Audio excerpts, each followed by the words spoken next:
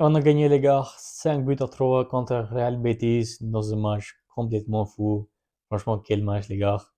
Beaucoup de, beaucoup de tension en plus à la fin. Et les gars, n'hésitez pas du coup à s'abonner, à partager sur ma chaîne YouTube. Et dites-moi en commentaire qu'est-ce que vous en avez pensé de ce match. Qui est du coup votre homme du match. Mais je pense que tout le monde va dire Ferran Torres quand même.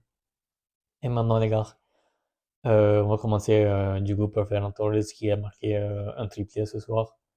Mais malgré ça, les gars, je pense qu'il y a beaucoup de monde qui vont s'enflammer un peu avec Ferran Torres parce qu'il a marqué ce triplé. Mais franchement, moi, comment dire, je pense que même si il a marqué du coup ce triplé, il n'est pas un grand joueur, les gars, il n'est pas un grand joueur parce qu'on l'a vu contre Chelsea, les gars, et des occasions comme ça face à face, les gars, tu peux pas le rater. Donc, malgré son triplé, les gars, je m'enflamme pas, comment dire. Donc, Ferran Torres, c'est un joueur, les gars, qui est pour ce genre de match comme ça en championnat, mais pas pour des grands chocs.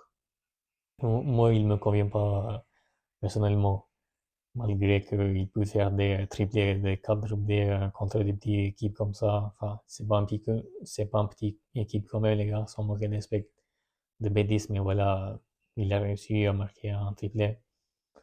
Et du coup, maintenant, les gars, on va parler un peu aussi pour Koundé. Franchement, Koundé, les gars, il commence à me saouler. Déjà, sur les premiers buts, il est un peu responsable quand même parce que l'ex-joueur du Barça, Abdé, les gars, il a totalement mangé Jules Koundé sur cette action-là.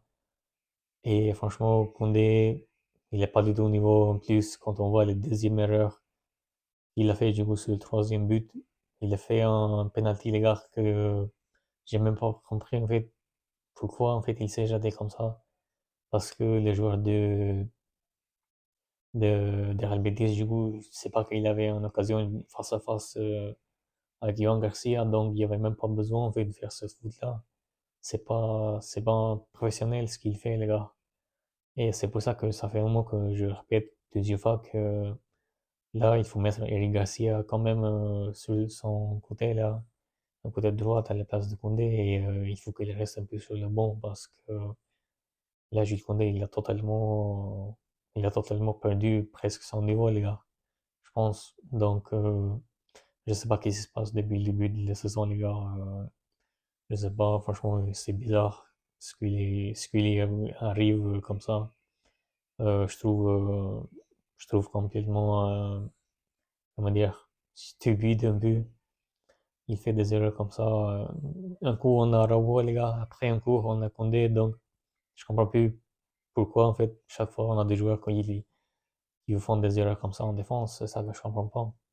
Mais heureusement qu'on a l'attaque, les gars, qui nous sauve. Parce que là, 3 buts comme ça, donc, c'est pas du tout professionnel quand même de prendre des buts. Et en plus, je l'avais dit qu'on va prendre des buts quand même.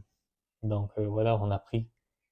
Et puis, Rudy Bargi, les gars, Bargi ce soir, quel match qu'il a fait aujourd'hui. Franchement, les gars, c'est exceptionnel ce qu'il a fait.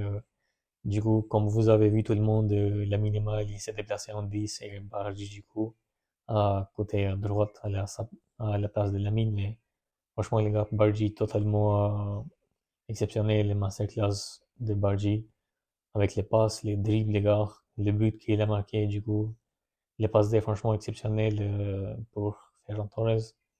Franchement, Bargy, ce soir, il a été monstrueux quand même. Je pense que c'était le meilleur match qu'il a fait avec le Barça depuis qu'il est arrivé. Et là, on a totalement oublié un peu quand même Rudy Bargy, les gars, parce que comment dire, en fait, ça fait un moment qu'on ne l'a pas vu depuis le match contre Séville, je crois. Donc, sur ce match-là, il a fait une mauvaise performance, ça, il faut le dire. Donc, je pense peut-être c'est un peu à cause de ça qu'un Séville, il a pas trop fait jouer.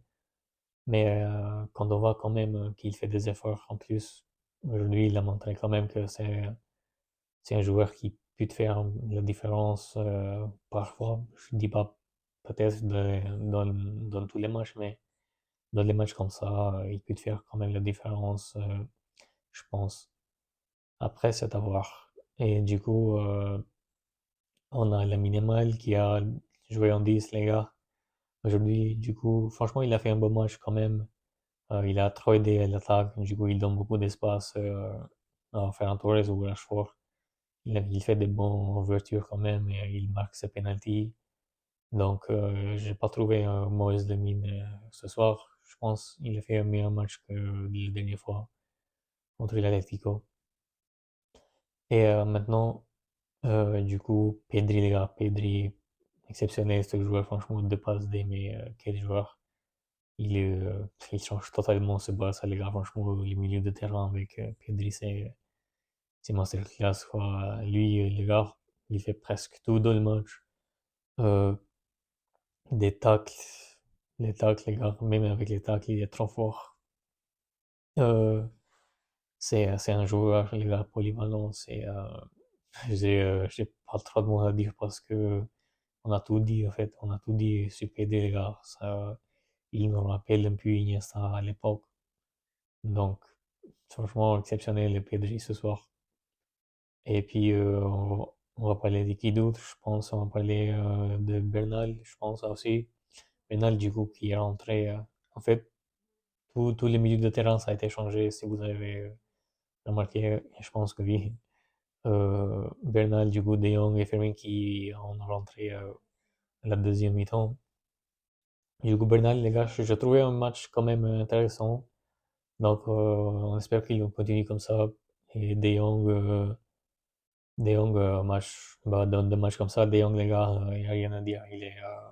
Là, il est fort quand même.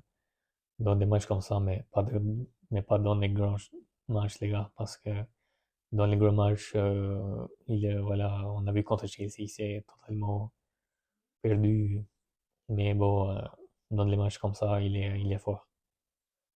Du coup, Fermin, les gars, Fermin qui est de retour, euh, il a directement tenté pour marquer un but, mais bon, il n'a pas réussi. C'est pas grave, il va retrouver quand même les buts, c'est sûr. C'est un joueur qui aime les buts, donc je pense pas que c'est un problème pour lui. Et puis Christensen qui a joué un peu, enfin pas un peu, mais quand même, il a joué 45 minutes. Non, non, en fait, je pense. Il a joué 50 minutes comme ça parce qu'avec le temps additionnel. Donc il a joué un peu aujourd'hui un peu plus que d'habitude parce que d'habitude quand c'est qu'il aime pas trop faire jouer, mais aujourd'hui il a fait un bon match quand même malgré des conneries qu'on délivrait. C'est pas sa faute quand même. Et puis du coup Balde il est sorti aussi avec Gérard Martin. Je pense Pensivili qu'il veut, voilà, il veut pas trop prendre de risques. Et en Garcia, les gars, je peux pas mettre, moi personnellement, je critique pas Ivan Garcia parce que sur les trois buts, voilà, c'était la faute de défense comme d'habitude. Donc, je peux pas mettre euh, Ivan Garcia comme fautif parce que Ivan Garcia, il a fait des sorties, les gars, très importantes. Il a sauvé pas mal de fois le Barça. Donc, moi, je pense qu'il a fait quand même une bonne performance malgré les erreurs de la défense qui nous a coûté ce but. Du coup, voilà les gars, je pense que c'était tout pour ces vidéos. Rafinha n'a pas joué aussi, je pense. Il n'a pas joué parce que c'est qui va le faire jouer contre Francfort, je crois, si je me rappelle bien, en Ligue des Champions.